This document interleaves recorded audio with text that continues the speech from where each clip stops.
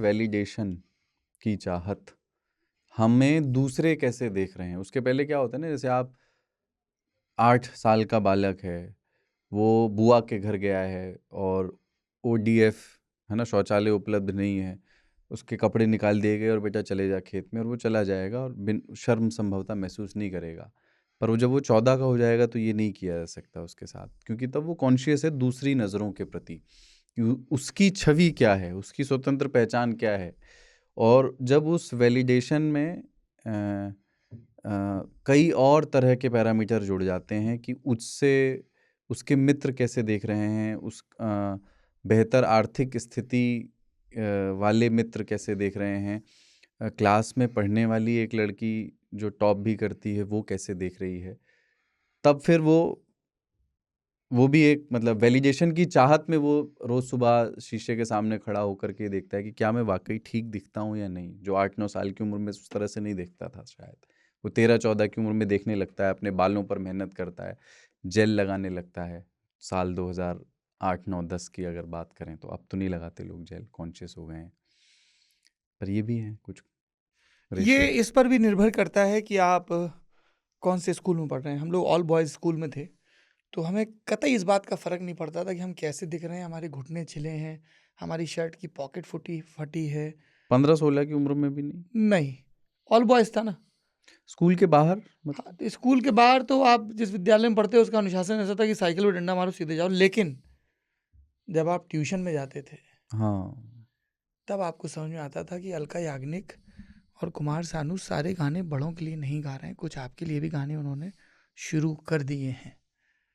तो वो जैसे 1998 में फिल्म आई थी इश्क, तो वो जब गाती इश्क हुआ कैसे हुआ, और आप 15 अच्छा साल के हुआ हो गए, जैसे हुआ। अच्छा हुआ जैसे हुआ, तो आपको समझ में नहीं आता कि अपोलोनियस की थ्योरम पे फोकस करें या ये जो काजोल और अजय देवगन आवाहन कर रहे हैं हिमगिरी के उत्तुंग शिखर से। तो जयशंकर प्रसाद की कविताएं और समीर की कविताएं आपस में मिल जाती थी, पर जारे ज़माना आप उसके बारे में मुनादी नहीं कर सकते थे, क्योंकि सुबह सवेरे प्रार्थना होती थी, सभी भारतवासी हमारे भाई बहन हैं, और जो आपकी बहनें नहीं होती थी वो आपके दोस्तों की बहनें होती थी। तो वो एक जो अज्ञात एक कोड चलता था।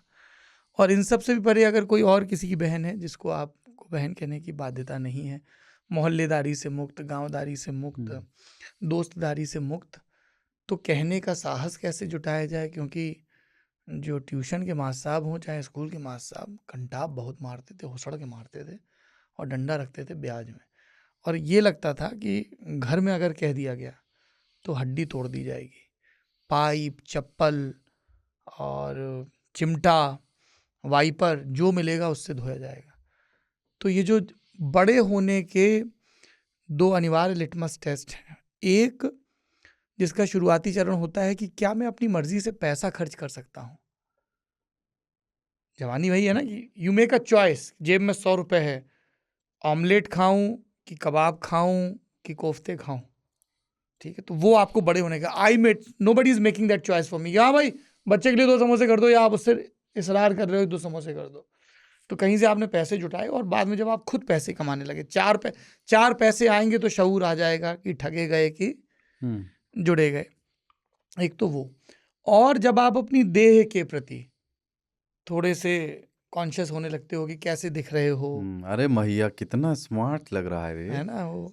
हाँ, तो वो और कोई कह दे और कोई हैप्पी न्यू ईयर विश कर दे, या आपसे मैथ्स का रजिस्टर, हम लोग का वैसे भी पहले के ज़माने का है ना, ये पेजर वेजर के भी ज़माने से पहले का है कि 12 लड़के पढ़ रहे हैं अगर, लेकिन तुमसे रजिस्टर मांगा, वो कल नहीं आई, तो फिर भैया फिर वो रजिस्टर का आखिरी पन्ना दोबारा से देखा जाता था कि हमारी डूडलिंग के बीच कहीं कोई संदेश छिपा है क्या। एक फिल्म आई थी, पता है मुझे याद नहीं मैं कौन सी क्लास में था, उस फिल्म का नाम था MP3, मेरा पहला पहला प्यार। और कितना उसमें इतना रिलेटेबल था वो, क्योंकि उस समय गाने MP3 पे डाउनलोड किए जाते थे मुख्तलिफ वेबसाइट से, और शेयर ही ऐसे किए जाते थे ना कि CD में दे दिया, CDs राइट की जाती थी, उसमें एक बर्न गाना की था। जाती थी। हाँ, बर्न की जाती थी नेरो पे।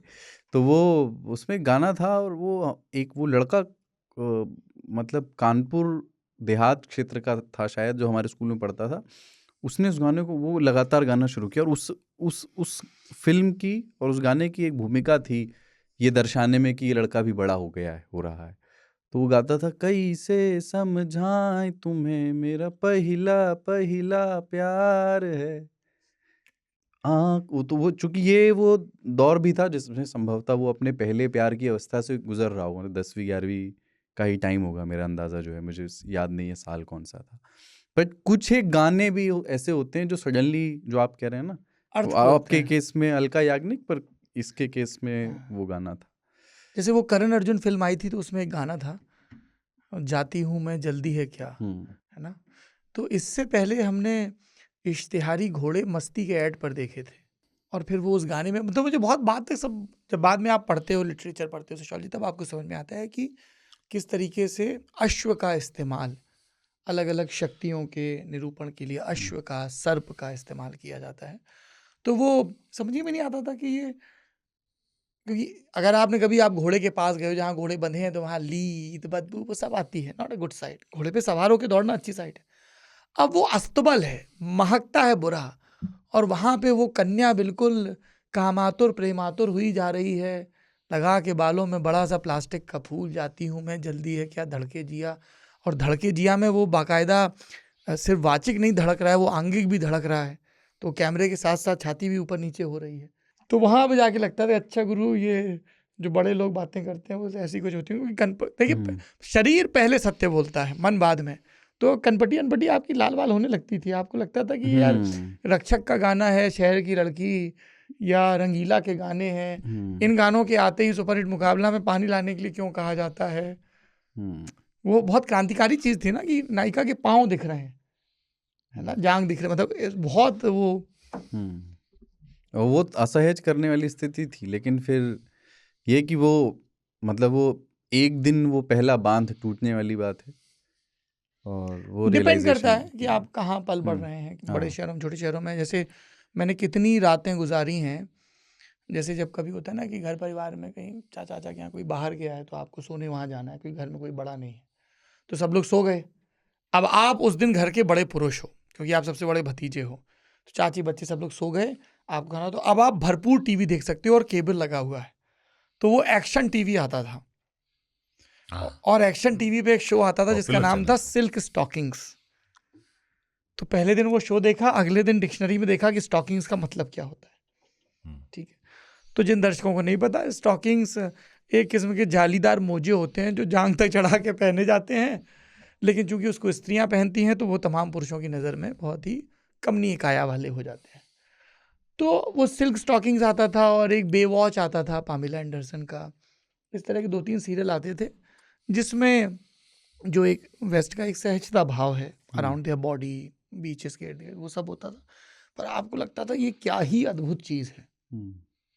या आप टाइटैनिक देखने चले गए, वो इकलौती फिल्म थी जो आपको एज ए टीनेजर अलाउ कर दी गई थी, और टाइटैनिक में एक सीन होता है, लव मेकिंग का सीन, लियोनार्डो डिकैप्रियो और केट विंसलेट के बीच में। तो वो उतने सीन भर आते आते हमको एकदम से लगता था कि कनपटी लाल हो गई है।